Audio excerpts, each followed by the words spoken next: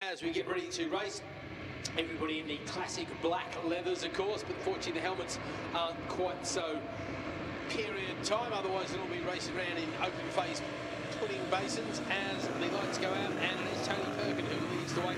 I think that's the 137 machine of Dan Jackson, who hooked up nicely from the front row, leading Graham Hingley just a bike length or two behind us. They power off up the hill, up through Coppers, round to Charlie's, down to where you're sitting.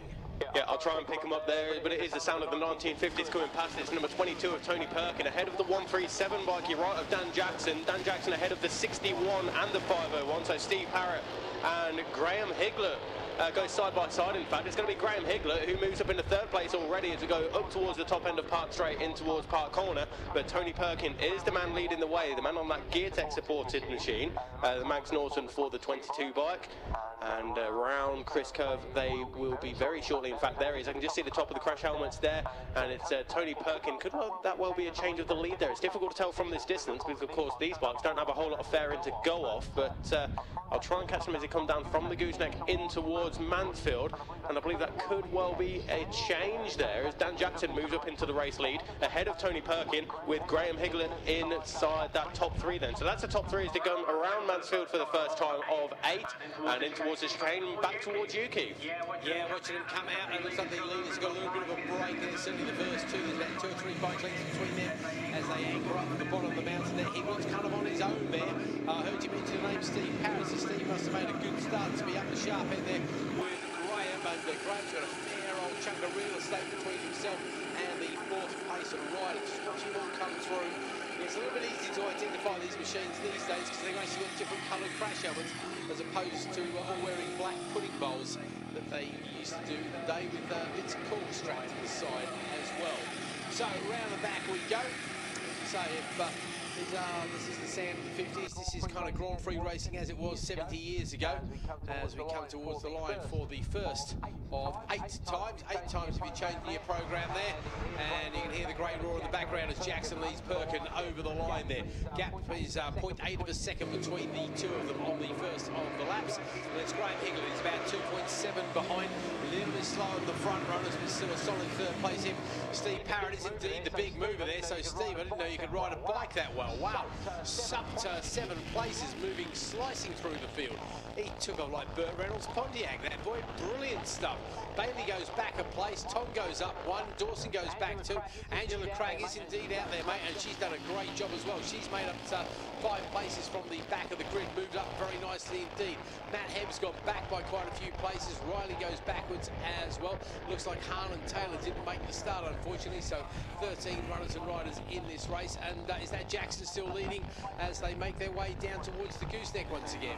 Yeah, it certainly looks as though it's Dan Jackson, number 137, leading the way as they come. They're literally flipping into the left-hander now of the gooseneck, and it does seem to be drying out quite nicely there at the gooseneck. It's a few little damp patches out of Charlie's down the back straight here as well, but seems to be drying out nicely around the left-hander of the gooseneck before dropping down in towards Mansfield. But Dan Jackson still leads the number 22 machine of Tony Perkin. Third place there, as you mentioned, then is Graham Higler, but through the chicane they go. Then we've got 1, 2, 3, 4, 5, 6, 7 bikes there. There's a little bit of a twitch on the wide line there for one rider as he tried to go around the outside of another, a little bit close there for comfort, but nonetheless it's all as you were. But yeah, we've got around about 8 bikes, all line of stone, coming around the chicane now, Keith. Difficult to tell who's who. Yeah, it certainly is, mate. It's just a bit of a blur to me, definitely from this end. I struggle on a good day, even with bikes that look completely different, but they all look pretty similar. The one with the chrome wheels is doing well. Oh yeah, they've all got chrome wheels. But what I do know is that the leaders are very well away with this one, because Jackson was at the top of the mountain as that gang of half a dozen bikes came out of the chicane absolutely flying. Made up 2 places from the start there off the front row, and the 137 machine continues to lead. But last time across the line, the gap was 0.8. It is now down to 0.6 as Tony Perkin does a 2.02. He is the flyer. Hingy goes a little bit slower, but again, he's well safe in the 3rd place at this stage, and of course points make prizes. So I think these guys are only going for the single set of points as the 4th place man Bailey comes across the line, having passed Steve Parrott there. Steve's actually dropped a couple of places, and it was the machine of Robin Stokes who did all the moving on that lap. I don't know where he suddenly found the speed, but he made up 5 places on that particular lap, so great little bit of riding from him. Angela Cragg loses a place, Hemp goes past on Williams as well, so plenty of chopping and changing throughout the field. But obviously that main action is the one at the front who've, again, they're coming round into Chris Kerr very shortly, I should think. Certainly that's where the battle is, isn't it, Bradley, at the very sharp end? No, you're absolutely right, and they're almost wheel to wheel then as they come down from the gooseneck in towards Mansfield. The gap is seemingly a little bit closer than what it was the previous time around, but Tony Perkins still there in second place on bike number 22. Graham Higler in what is now a relatively lonely third place on the match list there, and that's the first of the match lists there. No, it's not Dan Jackson's of them one, of course, but so 2 match lists and 1 Manx Norton inside those top 3 positions then, as the riders filter the way down from the gooseneck in towards Mansfield once more. But they're all behaving themselves so far today, which is good to see. Yep, certainly is. Yes, you're right. You mentioned the matchless and the Manx Norton, of course, and surprised you don't. Somebody will correct me on this one. Surprised you don't see some of the classic old Italian machinery from the 50s out to play. Maybe, unfortunately, because these bikes, whilst the Nortons and mattresses they were able to be purchased, maybe some of the Italian stuff wasn't quite so readily available to the public. So maybe that's another reason we don't see them out there, or maybe nobody's got them in captivity anymore as the leaders come across the line to complete lap 3. The gap still 0.6 of a second. They were separated. 0.00 was the difference on that lap in terms of the lap time. 2 minutes 0.996, 2 minute 1.001. Higgy still there in third place, 2:02.3 for him. And he's got a huge gap between himself and the next rider. That is Luke Bailey, of course. But tell you what, Luke's got his own little battle there. He's got Robin Stokes coming quite quickly there. Robin actually went 3 seconds quicker on that particular lap, so that could be another one to watch out for, mate. That battle for 4th place as well. Certainly there is a faster lap out there somewhere, because it's showing both Perkins and Jackson both had different sector times, so there is a slightly quicker lap out there for somebody to snatch away at some point.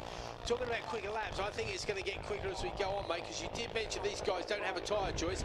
Basically, it's a treaded road pattern tyre, and obviously the problem with the modern wet weather tyre is when it dries out is that they get very chunky bits fly off and they start sliding around everywhere, and it's not good for the lap time. Because these are the same tyres they use in the dry, once that dry line starts appearing, they'll be able to exploit it to the best of their ability. Now, my most obvious factor of a dry line watch out is up here at Copper's Corner. I can see a good bike width, dry line. Now, those running wets, there are still a few damp patches where you can splash your wets through to maybe cool them down a little bit, but there is most definitely a distinctive dry line starting to appear in the sunshine here. But unfortunately, we've got some more clouds coming across, so that's going to be a real battle of the weather as we go through the day. Jackson fastest in sector 1, goes a little bit quicker than his rival, just by a couple of tenths of a second. That's what it's all about as the leaders make their way down towards us once again. The gap was 0.6 seconds last time, and it's going to go out this time. It is 1 second exactly, and yeah, we're into the sub 2 minutes. They're both going 1:59. 59.072 for Jackson, 59.485. And somebody pulling to a halt here. That's the who was that? It's 5:01. It's Higgy. Oh no, Higgy's out. He's had to roll to halt at the medical centre. It's the bike that needs the attention, not Graham, which I'm pleased to say. But unfortunately for him, the hands go up in despair. His little red matchless cries enough. So that's going to be good news for those behind him. That battle that we were watching out for 4th place now becomes a battle for 3rd place, or it will next time round. But Robin Stokes will be delighted with that, because he's now put his 11B machine ahead of the 11A machine on Bailey. So I don't know if there's a class thing going on there or whether it's overall only, but either way there's a little bit of a change there, as unfortunately we will see Higgy dropping down the order very shortly indeed. Angela Cragg makes up a place that time round. She goes past on Richard Dawson, who's struggling in the back after having a really good qualifying this morning. But the leaders, oh blimey, sorry mate, I just realised I've been talking so long, they've already disappeared out of your view, and they're going to be coming back into my view in the chicane, aren't they? They're absolutely right, and they're there right now as they go under the bridge then in towards the bottom of the mountain, and it's pretty much as you were last time around. Dan Jackson, the man from Fleet, leads the number 22, Tony Perkin, the man from Kidderminster, into the bottom of the mountain. I'm trying to keep an eye on this battle for 3rd there, but it looks as though it's spread out this time around with 52 Robin Stokes pulling out a bit of an advantage on this lap then. He's around the gooseneck and dropping down in towards the Mansfield now, sorry. But the race leaders then already over the top there, and I suspect well into the woodland section. Yeah, just watching for them to come back into my view. They're going to come across the line. Will be lap 5 they'll be completing here, so 8 laps of the race distance to go. So just another 3 laps left for Dan Jackson to claim 25 points. Well, I'll tell you what, Tony Perkin might have other ideas about that, because all of a sudden he goes quarter of a second quicker than his rival. And again, those lap times are coming down every single time, Bradley. The top two are the 57s now, 57.000. So 1,000th of a chance to get that time perfect, and Tony Perkin does exactly that. The rest of the gang are all into the 2-minute bracket, and I wonder if they're going to get closer to that magic 2-minute bracket at some point. Certainly the leaders in the 57s. Everybody else, well, 2:05 is the best. I'm going to keep an eye on the lap time of those guys in 3rd, 4th place. Here comes the 52 machine of Robin Stokes. Let's have a look. He was into the 2:05s. Yeah, he's into the 2:04, so a PB for him. PB for Bailey behind him as well. So the greens are coming thick and fast now. The top 4 have all come across the clear sign. The track is drying out as Matt Hebb comes across the line. He also goes green. Obviously, Higlett is dropping down the order, so he ain't going anywhere at all. Sure enough, Tom Dawson Cragg, yeah, it's green. The only one who doesn't go green, actually, is Angela Cragg. So, come on, Angela, let's kick off those high heels and go a little bit quicker. She was only a 10th or so, not a second away from her PB, but everybody pretty much on that lap has gone green who's still in the race. So, the main interest, of course, back with the leaders who are now working their way across the top of the mountain through the Hall Bends. That's where we probably won't be seeing any huge improvement anytime soon. I'll be interested to keep an eye on those sector times. Actually, yeah, sector 2, not everybody's going that much quicker in sector 2, so clearly that's the bit of the track that's taking its time to dry out. As I was just going to mention, in fact, they're looking visibly quicker in the first sector here. I don't know what kind of sector times they're doing there, but I can see the leaders coming down across the line now, but they are looking quicker in this first sector, Keith. Well, Jackson does go a little bit quicker again on that lap of 57.219, so a PB for him, but not as quick as the 57.0. But Perkin doesn't go any quicker that lap. Actually, he goes 0.2 of a second slower, so nothing special in that particular sector time. But only 2 laps left in this race. Could be in for a grandstand finish shortly, Bradley. I think you're right there. We've got a slow rider just making the way down the back straight, then over the top of the crest, then in towards Park Corner. I think they'll both get past them before the braking zone. Yeah, that's one through, and then Tony Perkin just through now. So they're past that slow rider then as they go up towards Park Corner. But it's around Chris Curve. Tony Perkin last time around looked as though he's right on the rear wheel of your race leader, number 137, Dan Jackson. Can he get close enough again to potentially make a challenge up the inside into Mansfield? Only time will tell as they flick right now over to the left-hand side for the gooseneck, and it is still Dan Jackson defending that race lead ahead of Tony Perkin, and that gap pretty much equidistant to what it was the last time around. Round Mansfield they go then. They're both through on that tail ender now, heading towards the chicane, but it is still Dan Jackson ahead of Tony Perkin. So there's not going to be too many overtaking opportunities left now, is there, for Tony Perkin, with just 1 lap to go when they cross the line next time around. Yeah, just watching them come to the bottom of the mountain once again. You're right, they do run out of opportunities to overtake very rapidly. Well, they've got 1 more lap. So 1 more lap's worth of overtake opportunity. Around Cadwell, you've really got to choose your moment. I mean, I guess at the end of Park Straight's probably the favourite. Down into Mansfield could work, and feeling really brave. Maybe the gooseneck. Certainly the rest of the circuit, there are some opportunities which you've got to really reach down, grab a pair and go for it. It's the only way you're going to get past the hairpin or something like that. We have seen changes in the passes. The leaders come towards us to collect the hurry-up flag. Here we go then, over the line. Jackson from Perkin. Perkin with the fastest lap of the race is 0.4 of a second. That's as close as they've been for the entire race there, Bradley. It's a 55.3. They're both into the 55s there, so these guys are absolutely flying. Let's see what they're doing as they come up towards into Charlie's 2, off onto the straight back past you. Is Perkin looking for a move up there, mate? I've got them here, and Tony Perkin went wide there between Charlie's 1 and Charlie's 2, looking to get the slingshot down the back straight, and they are side by side now. Dan Jackson took a look over his shoulder there to see where Tony Perkin was, and they are still side side by side as they go onto the brakes in towards Park Corner for what is now the final time then. So only time will tell as to whether it will be the 132 or the number 22, sorry, the 137, who maybe even has hold on to the race lead there. It's difficult to tell from this distance, but judging by the crash helmet colours there, that is a change of the race lead there. A slightly wider line for the approach of the Gooseneck, but it is Tony Perkin leading the way. Tony Perkin ahead of Dan Jackson. He goes defensive there, does Tony, but in towards Mansfield, the 22 holds on to that race lead ahead of the 137 of Dan Jackson. So it's going to be a difficult challenge then for Dan Jackson to find an overtaking opportunity, especially in the second half of this lap. But they're through the chicane now, under the bridge, and back to you, Keith.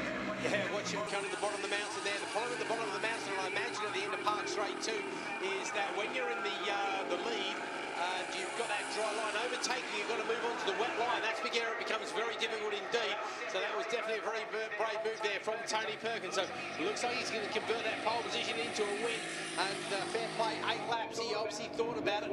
Let's wait and see. We've got some fast sector times coming in there from Perkin. Big surprise there. In fact, it was a pretty average first sector time there for Dan Jackson. I don't think he's going to have the opportunity. The 22 machine is surely going to lead them across the line. And yeah, perfectly timed manoeuvre there from Tony Perkin. He does take the win ahead of Dan Jackson. Fantastic stuff. Over the line they go. They're going to have to wait just a little bit. Fastest lap of the race there too to Perkin. Predictably enough, on the fastest lap. It was a PB lap there for Jackson as well, but unfortunately that PB lap was 1.1 seconds slower than his rivals when it really mattered. It's going to wait for Robin Stokes to come across the line in 3rd place overall, and that of course will give Robin victory in the 11B class as well. 3rd of the 11A should be Bailey, because Bailey was enjoying a good lead over Matt Hebb. The unfortunate one in that race, I've got to say, is probably Graham England. I can see Graham down there at the medical centre pulling what's left of his hair out with frustration, because unfortunately for Graham, in a solid 3rd place there, looking to pick up some solid points in the championship. And I know he's doing well in the championship, because I did actually look before Brands Hatch. He didn't have a great Brands Hatch by his standards, and he's had an even worse start to the Cadwell Park weekend. However, he'll be back, no doubt at all, as the rest of the field make their way to the bottom of the mountain. That was the lead that the guys in front had. Absolutely huge. Nobody else has managed to crack the magic 2 minute. There goes Robin Stokes across the line. It is indeed Luke Bailey who does take 3rd in the Urban A class, and the 16 points that go with it. Now we're going to have to wait just a little bit for that really close battle, because that battle between Tom Dawson, Parrott and Cragg, really close stuff. There was around about 1.5 seconds separating all of them. Here we go, we're spread out as we try and draft for the line. All right, who's it going to get settled in favour of? Over the line then, it is Steve Parrott. Hey, he gets 2nd in the 11B class. Well done, Steve. That'll definitely put a smile on his dial as he takes home. Does he get one of our medals? I think they've got their own trophy presentation. That's a great shame, because I'd love to buy him a drink and have a chat with him a bit later. He's ahead of Dawson. Hebb. Cragg finishes in 8th place overall, so good race for her. Stuart Tong up next, and it's Williams, Riley, Hocking and Hidley, unfortunately not making it to the end. Great shame there, but hey, some great action from those classic machines, which we'll be seeing more of a little bit later on in the weekend.